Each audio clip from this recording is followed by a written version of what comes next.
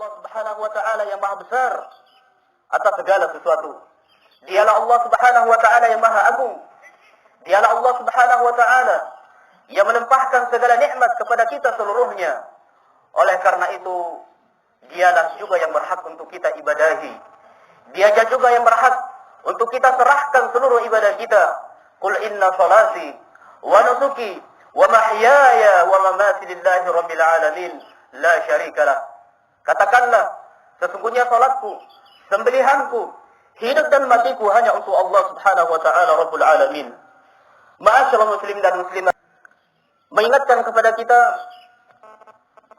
akan sebuah perjalanan dan kisah seorang nabi dan rasul Allah Subhanahu wa taala yang mulia, seorang khalilullah, kekasih Allah Subhanahu wa taala.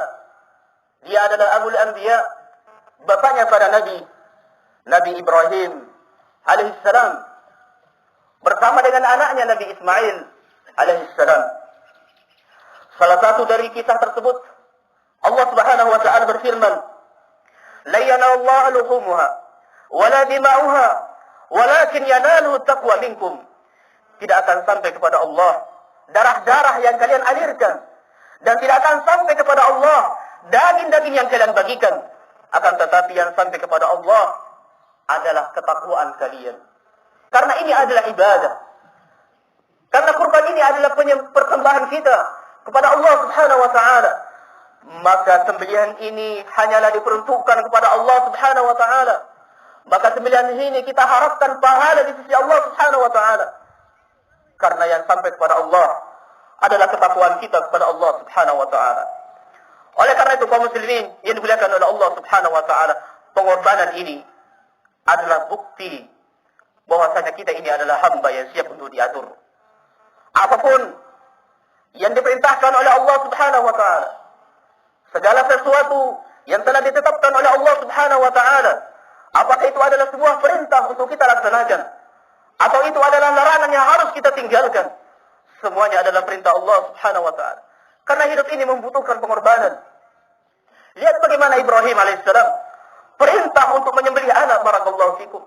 Sampai-sampai Allah Subhanahu wa taala berfirman, "Inna hadza lahuwal bala'ul mubin." Sungguh ini adalah ujian yang sangat besar, ujian yang sangat berat. Oleh karena itu kaum muslimin yang dimuliakan oleh Allah Subhanahu wa taala, kalau kita menengok kembali bagaimana perjalanan hidup kita, apa yang selama ini kita perkorbankan untuk hidup kita dalam rangka menegakkan perintah Allah Subhanahu wa taala. Terkadang kaum muslimin dalam perkara dunia kita senantiasa mencari kesempurnaan. Kita ingin sesuatu yang sempurna, rumah yang mewah, kendaraan yang mewah, segala perabotan yang mewah. Dalam perkara dunia kita tidak ingin kurang. Tetapi dalam perkara agama, terkadang kita ala kadarnya. Dalam perkara perintah, terkadang kita mencari alasan untuk meninggalkan kewajiban tersebut. Diperhadapkan kepada kita tentang kewajiban salat 5 waktu. Kita kadang mencari alasan gimana caranya keluar dari kewajiban tersebut. Diperhadapkan kepada kita tentang kewajiban puasa Ramadan, kita mencari-cari alasan untuk meninggalkan kewajiban tersebut. Sementara barakallahu fikum, tidak ada Allah Subhanahu wa taala memerintahkan sesuatu, melainkan itu kembalinya kebaikan kepada hamba itu sendiri. Ketika kita beribadah, bukan karena Allah Subhanahu wa taala butuh kepada ibadah kita.